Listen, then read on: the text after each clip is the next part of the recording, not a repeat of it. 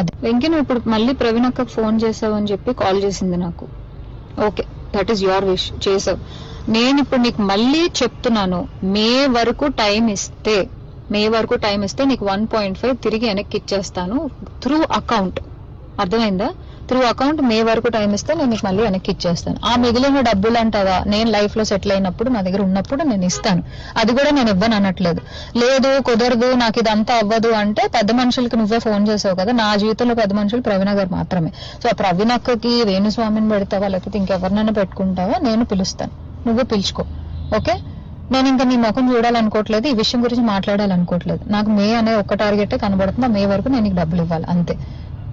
లేదు కుదరదు కాదు అంటే నేనే పెడతాను హెరాస్మెంట్ కేసు. ఎందుకంటే మా అక్కని ఇన్వాల్వ్ చేస్తున్నాడు, మా మమ్మీని ఇన్వాల్వ్ చేస్తున్నాడు, లేకపోతే మా ఇంటికి వస్తానంటున్నాడు. అసలు నా పర్మిషన్ లేకుండా నువ్వు మా ఇంటికి రావడం ఏంటి, లేకపోతే నేను మీ ఇంటికి వెళ్ళడం ఏంటి?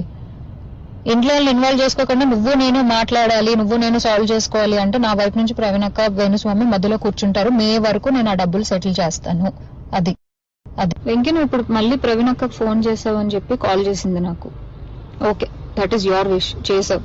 నేను ఇప్పుడు నీకు మళ్ళీ చెప్తున్నాను, మే వరకు టైం ఇస్తే నీకు 1.5 తిరిగి వెనక్కి ఇచ్చేస్తాను త్రూ అకౌంట్. అర్థమైందా?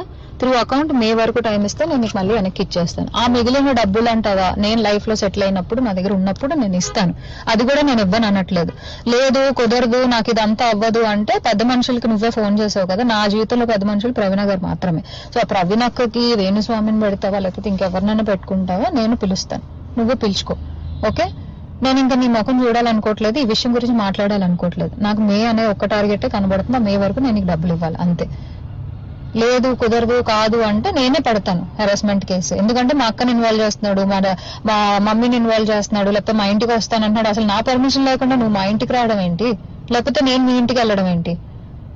ఇంట్లో వాళ్ళని ఇన్వాల్వ్ చేసుకోకుండా నువ్వు నేను మాట్లాడాలి, నువ్వు నేను సాల్వ్ చేసుకోవాలి అంటే నా వైపు నుంచి ప్రవీణ్ అక్క వేణుస్వామి మధ్యలో కూర్చుంటారు. మే వరకు నేను ఆ డబ్బులు సెటిల్ చేస్తాను. అది